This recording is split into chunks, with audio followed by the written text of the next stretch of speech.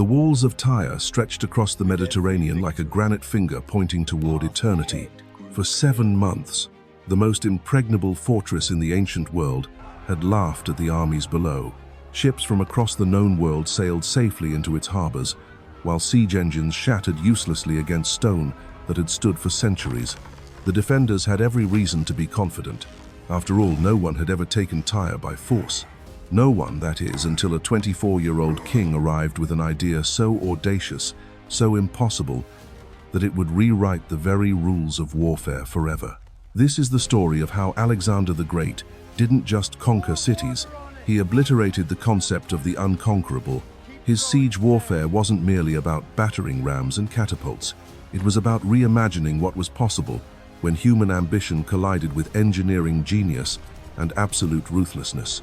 By the time Alexander was finished reshaping the ancient world, fortresses that had stood for millennia lay in ruins, and the very notion of an impregnable stronghold had become a relic of the past. The summer of 334 BCE marked more than just another military campaign. It was the beginning of a revolution in siegecraft that would echo through history. While other generals saw walls as obstacles, Alexander saw them as puzzles to be solved through innovation, deception, and sheer audacity. His methods were so groundbreaking that they stunned not only his enemies, but his own allies. Cities surrendered at the mere mention of his name, and those that resisted discovered that their ancient defenses were no match for a mind that refused to accept the impossible. What made Alexander's approach so devastating wasn't just his tactical brilliance. It was his willingness to combine cutting-edge engineering with psychological warfare, turning every siege into a masterclass in both destruction and terror. He understood something, the strongest, that his predecessors had missed. Wars in the world meant nothing if you could convince an entire population that resistance was futile. And when persuasion failed, he possessed the tools and the vision to make the impossible happen. The ancient world had never seen anything like what Alexander brought to the art of siege warfare. Traditional besieging forces would surround a city, cut off supplies, and wait for starvation to do the work. Months would pass, sometimes years, as armies camped outside walls, hoping that hunger would succeed where weapons had failed. But Alexander had no patience for such methods. Time was his enemy, and every day spent outside a city's walls was a day that rebellions could brew in his rear or rival powers could organize against him. Instead of waiting for cities to surrender, Alexander brought revolution to their gates. His engineers didn't just build siege engines, they built marvels of mechanical ingenuity that transformed warfare itself. Towers that soared higher than the walls they attacked, catapults that hurled stones the size of wine barrels, and battering rams powered by mechanisms so sophisticated that they seemed like magic to those who witnessed them in action. But the true genius of Alexander's siegecraft lay not in any single innovation, but in how he orchestrated multiple tactics into a symphony of destruction. While his engineers prepared their mechanical marvels, his spies worked within the enemy walls, spreading doubt and fear. His diplomats offered terms that seemed generous until the alternative became clear. And his soldiers demonstrated a level of discipline and coordination that turned every assault into a precisely choreographed dance of death. The siege of Halicarnassus had been a preview of what was to come. When the city's defenders thought they could outlast the young Macedonian king, they discovered that Alexander's engineers had developed techniques for undermining walls that left ancient fortifications crumbling into dust. The defenders watched in horror as sections of their supposedly impregnable defenses simply collapsed, revealing gaps that Alexander's phalanx exploited with devastating efficiency. Yet Halicarnassus was merely the opening act. The real demonstration of Alexander's revolutionary approach to siege warfare would come at Tyre, where an island fortress that had never fallen to a land-based army would face an opponent who refused to acknowledge the limitations that had protected it for centuries.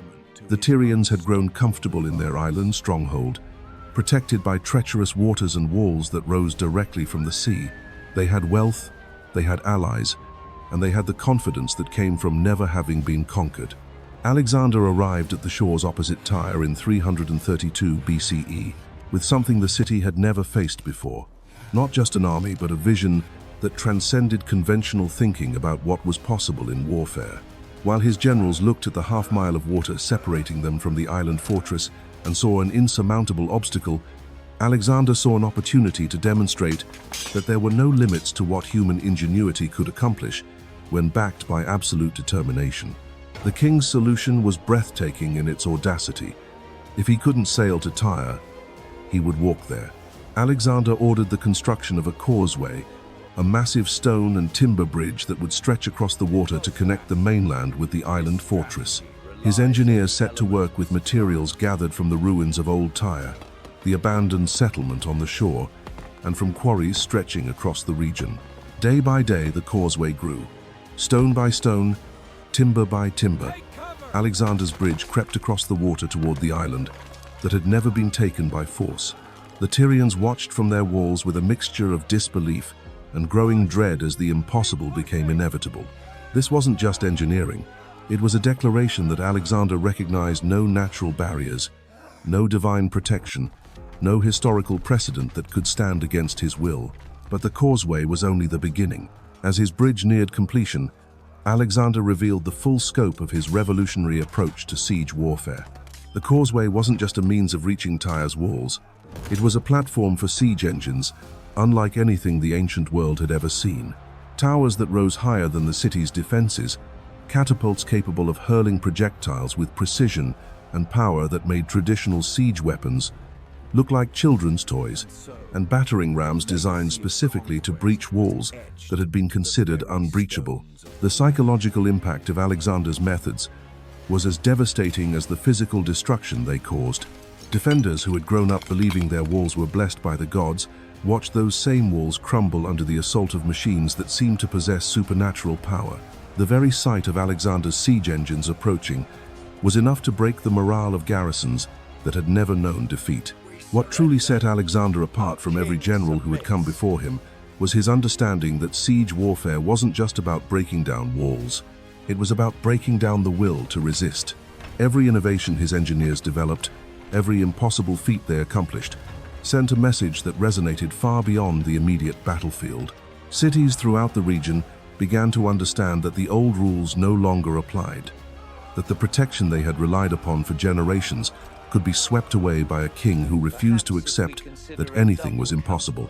The transformation Alexander brought to siege warfare would reshape not only his own campaigns, but the entire future of military strategy. His methods would be studied, copied, and refined by generals for centuries to come, but none would match the devastating combination of innovation, psychology, and sheer audacious vision that made Alexander's siegecraft a force that could bring down civilizations. The defenders of Tyre unleashed every weapon in their arsenal against Alexander's growing causeway. Fireships sailed out under cover of darkness, their hulls packed with pitch and sulfur, attempting to burn the wooden sections of the bridge. Divers slipped beneath the waves to saw through the underwater supports, while archers on the walls sent volleys of arrows into the workers laboring to extend the stone pathway. Yet for every section they damaged, Alexander's engineers rebuilt it stronger. For every attack they mounted, the Macedonian king had already prepared a counter-strategy. Alexander's response to Tyrian resistance revealed another dimension of his siege warfare genius. He didn't simply react to enemy tactics. He anticipated them, planned for them, and turned them into opportunities to demonstrate his superiority. When the Tyrians sent fireships against his causeway, Alexander had his engineers waiting with chains and grappling hooks to capture the vessels and use their materials to strengthen his own defenses. When enemy divers attacked his underwater supports, he had already positioned nets and guards to catch them in the act. The siege towers that Alexander's engineers constructed for the assault on Tyre were marvels that defied contemporary understanding of what was possible. These weren't the simple wooden structures that other armies used to overtop enemy walls. These were engineering masterpieces, mobile fortresses that combined height with stability, protection with offensive capability. Each tower was a self-contained weapon system, equipped with catapults on multiple levels, drawbridges that could extend across gaps, and armor plating that could withstand the heaviest stones the defenders could hurl. But perhaps the most revolutionary aspect of Alexander's siege towers was their mobility. Previous siege engines had been static affairs, built in place and vulnerable to enemy fire. Alexander's towers could be moved, repositioned, and coordinated like pieces on a game board. His engineers developed wheel systems and counterweight mechanisms that allowed these massive structures to advance and retreat with precision, always staying one step ahead of the defenders' attempts to destroy them. The Tyrians had never faced siege engines that could adapt to their defensive measures. When they concentrated their fire on one tower, Alexander would shift his assault to another section of the wall. When they tried to undermine the foundations of his machines, they discovered that his engineers had already reinforced the ground with techniques borrowed from military architecture across his empire. Every innovation the defenders attempted was met with a counter-innovation that demonstrated the futility of resistance. Alexander's use of naval power in the siege of Tyre revealed yet another layer of his tactical genius. While his causeway provided the primary means of assault, he simultaneously assembled a fleet that could attack the island from all directions. Ships from Cyprus, Phoenicia, and Rhodes joined his armada, creating a naval force that could blockade Tyre's harbors while providing platforms for additional siege engines. The city found itself under assault not just from the causeway, but from every direction that water touched its shores. The coordination between Alexander's land and sea forces during the Tyre siege became a template for combined operations that would influence military strategy for generations. His engineers developed floating siege towers that could be positioned alongside the island's walls, while his naval commanders perfected techniques for amphibious assault that turned every section of Tyre's coastline into a potential breach point. The defenders couldn't concentrate their forces on any single threat because Alexander had created multiple simultaneous dangers. As the siege progressed, Alexander introduced psychological warfare tactics that were as devastating as his engineering innovations. He made sure that messengers from Tyre could see the full scope of his preparations, the endless resources being brought to bear against their city. Prisoners taken in skirmishes were treated well and released to carry word back to the defenders about the futility of continued resistance. Every aspect of Alexander's siege was designed not just to break down walls, but to break down hope. The final assault on Tyre demonstrated the full revolutionary potential of Alexander's siege warfare methods. His causeway had reached the island, his towers were in position, and his naval forces controlled the waters around the city. But rather than launching a single massive attack, Alexander orchestrated a series of coordinated strikes that overwhelmed the defenders' ability to respond. Siege engines pounded different sections of the wall simultaneously, while Marines landed on the harbor side and assault troops advanced across the causeway. The fall of Tyre sent shockwaves throughout the ancient world that went far beyond the immediate military victory. For the first time in history, an island fortress that had been considered absolutely impregnable had been taken by force. The impossible had become inevitable, and every fortified city from Egypt to India suddenly understood that their walls might not be enough to stop Alexander the Great. The psychological impact of Tyre's fall was perhaps more valuable to Alexander than the city itself. News of the siege's success traveled faster than Alexander's army, carried by merchants, diplomats, and refugees who spread tales of the young king's incredible engineering feats. Cities that might have resisted began sending envoys to negotiate surrender terms before Alexander's forces even appeared on their horizons. The reputation of his siegecraft became a weapon in its own right, one that could conquer territories without a single arrow being fired. Yet Alexander was far from finished revolutionizing the art of siege warfare. The techniques perfected at Tyre would be refined and enhanced as his campaigns continued eastward. Each new fortress that challenged him became the boundaries of what was possible, even an opportunity to push further. The mountains of Afghanistan had witnessed countless armies march through their passes, but none had brought the mechanical marvels that now crawled across the rocky terrain like metal beasts. Alexander's siege train had evolved since Tyre, transformed by lessons learned from every fortress that had dared to challenge him. The wheeled towers now stood taller than temple spires, their bronze-reinforced frames capable of withstanding impacts that would have shattered their predecessors. Each engine was a masterpiece of engineering, combining the mathematical precision of Greek geometry with the raw power needed to breach walls of mountain strongholds that had stood for centuries. The siege of the Sogdian rock demonstrated how completely Alexander had revolutionized the relationship between attacker and defender. This fortress, perched on a cliff face that rose sheer from the valley floor, had never been approached by siege engines. Its defenders believed that the gods themselves had carved their stronghold to be unconquerable. Yet, Alexander's engineers surveyed the impossible terrain and began sketching designs for equipment that could scale vertical stone faces. They developed pulley systems that could lift catapults up cliff walls and constructed platforms that could be anchored to rock faces to provide stable firing positions. What emerged from these innovations was a new form of warfare that treated gravity itself as just another obstacle to overcome. Alexander's siege specialists created techniques for vertical assault that turned sheer cliffs into highways for their mechanical marvels. Towers designed specifically for mountain warfare could be dismantled, carried piece by piece up treacherous paths, and reassembled on narrow ledges that previous generals would never have considered as positions for siege engines. The defenders watched in stunned disbelief as catapults appeared on seemingly inaccessible peaks, raining stones down from angles they had never imagined possible. The psychological warfare that accompanied these engineering feats was equally revolutionary. Alexander understood that the sight of his impossible machines appearing in impossible places did more damage to enemy morale than the actual stones they hurled. Defenders who had spent their lives believing in the natural protection of their fortress walls suddenly found themselves questioning everything they thought they knew about warfare. When siege engines could climb vertical cliffs, when towers could be built higher than mountains, when water could be bridged and stone could be moved at will, what defense could possibly stand? Alexander's innovations in siege warfare extended far beyond the mechanical. He pioneered the use of specialized assault troops, trained specifically for fortress warfare, soldiers who could scale walls with equipment designed for vertical combat. His engineers developed grappling systems that could anchor siege towers to enemy fortifications, essentially turning the defenders' own walls into support structures for the attacking force.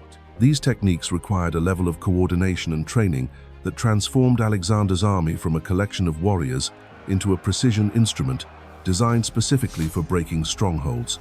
The speed with which Alexander could deploy his siege equipment became another revolutionary element of his warfare. While traditional armies required weeks to construct their siege engines after arriving at a fortress, Alexander's forces could have their towers and catapults operational within days. His engineers had perfected modular designs that allowed complex machines to be pre-built in sections, transported rapidly across vast distances, and assembled with speed that left enemy commanders scrambling to respond. By the time defenders had fully assessed the threat, Alexander's engines were already pounding their walls. The siege of Aornos Rock in India showcased the full maturity of Alexander's siegecraft innovations. This mountain fortress, sacred to the local population and considered blessed with divine protection, had repelled every previous attempt at conquest. Its walls rose from precipices that seemed to touch the clouds, and its defenders possessed generations of experience in mountain warfare. Yet Alexander arrived with siege techniques that had been refined through years of conquering the impossible, and his engineers immediately began adapting their methods to this new challenge. The approach to Aornos demonstrated how Alexander's siege warfare had evolved into something approaching an art form. His engineers didn't simply attack the fortress directly. Instead, they began reshaping the very landscape around it, building ramps and platforms that gradually brought their siege engines to the same level as the mountain stronghold. This wasn't just engineering. It was landscape architecture on a scale that dwarfed the construction projects of entire civilizations. Alexander was literally moving mountains to reach his enemies. The techniques developed for the Aornos siege would influence military engineering for centuries to come. Alexander's engineers created methods for building siege ramps on slopes so steep that previous generals would have declared them impossible to climb, let alone construct upon. They developed anchoring systems that could secure massive siege towers to mountainsides, and invented counterweight mechanisms that allowed their catapults to fire upward at extreme angles without toppling backward from the recoil. But perhaps the most revolutionary aspect of Alexander's mountain siege warfare was how he used the terrain itself as a weapon. His engineers would trigger controlled rock slides to clear defensive positions, redirect mountain streams to undermine enemy foundations, and use the natural acoustics of mountain valleys to amplify the psychological impact of their siege engines. Every natural feature became a tool in Alexander's arsenal, transformed by engineering genius into an instrument of conquest.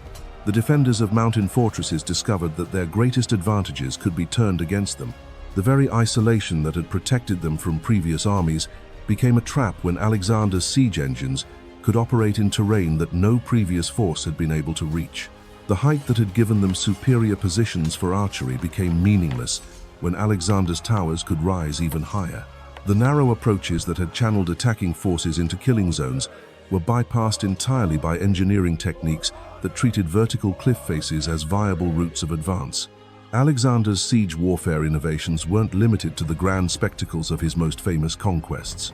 He developed rapid assault techniques for smaller fortifications that could reduce a stronghold to rubble in a matter of hours rather than days.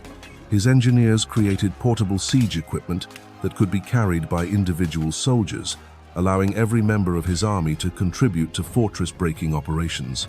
These innovations meant that even minor defensive positions could be overwhelmed with speed that left their garrisons no time to call for reinforcement. The standardization of siege techniques across Alexander's entire army was another revolutionary development that his predecessors had never achieved. Every unit knew how to construct basic siege engines, every officer understood the principles of fortress assault, and every soldier had been trained in the specialized skills needed for wall-scaling operations. This distributed expertise meant that Alexander could conduct multiple siege operations simultaneously, dividing his forces without losing the concentrated engineering capability that made his fortress breaking possible. The impact of Alexander's siege warfare extended far beyond the immediate military advantages it provided. Cities throughout his expanding empire began redesigning their defenses based on the new realities his innovations had created. Traditional walls became obsolete overnight, replaced by more complex fortification systems designed to counter the specific techniques Alexander had perfected. The arms race between siegecraft and defensive architecture that would dominate military thinking for centuries had begun with Alexander's revolutionary approaches to fortress warfare. Yet even as cities adapted their defenses to counter his methods, Alexander's engineers continued to innovate. They developed siege techniques that could adapt to new forms of fortification, creating a cycle of military evolution that kept Alexander's forces perpetually ahead of their enemies. Every new defensive innovation sparked a corresponding advancement in siegecraft, ensuring that no fortress could remain safe simply by copying the defensive methods that had failed elsewhere. The legacy of Alexander's siege warfare innovations would outlive his empire by centuries. Roman engineers would study his techniques and build upon them to create siege engines that could breach the walls of entire civilizations. Medieval castle builders would design their fortifications specifically to counter methods that Alexander had pioneered over 1,000 years earlier. The fundamental principles he established would echo through military history, influencing warfare long after his name had become legend. But in the moment, as Alexander's siege engines rolled across the landscapes of the ancient world, they represented something more immediate and terrifying. They were the tools of a mind that refused to acknowledge limitations, wielded by an army that had been trained to make the impossible seem inevitable. Every fortress that fell to Alexander's innovations sent a message that would reshape the ancient world's understanding of power itself. The psychological revolution Alexander unleashed was as devastating as his mechanical innovations. Word of his impossible victories spread like wildfire through trade routes and diplomatic channels, carried by merchants who had witnessed mountains moved and waters bridged. In the courts of distant kingdoms, advisors whispered fearfully about a young king whose engineers could make stone flow like water, and whose siege towers could climb to the heavens themselves. The very mention of his name began to crack the foundations of fortresses before his armies even appeared on the horizon. This terror was precisely what Alexander had calculated. His siege warfare wasn't just about conquering individual cities. It was about creating a reputation so overwhelming that resistance itself seemed futile. Each impossible feat his engineers accomplished was designed to echo across continents, reaching the ears of kings and generals who had never seen a Macedonian soldier. The siege of a single mountain fortress in Afghanistan would send tremors of fear through palace walls in India, Egypt, and beyond. The speed of Alexander's conquests accelerated as his reputation preceded him. Cities that might have withstood months of traditional siege warfare now opened their gates after mere days of negotiation. Governors who had spent fortunes strengthening their walls discovered that their investments meant nothing against an enemy who could reshape the very landscape around their strongholds. The mathematics of resistance had fundamentally changed, and Alexander held all the variables. Yet the true genius of his approach lay in how he transformed each conquest into preparation for the next. Every fortress that fell became a laboratory where his engineers could test new techniques and refine existing ones. The siege equipment captured from defeated enemies was studied, improved, and incorporated into designs that made his next assault even more devastating. Alexander's army became a learning machine, constantly evolving its methods based on the challenges each new conquest presented. When the dust settled and the last fortress fell, Alexander had accomplished something that went far beyond military conquest. He had shattered the ancient world's understanding of what was possible, transforming siege warfare from a patient war of attrition into a spectacular demonstration of human ingenuity unleashed.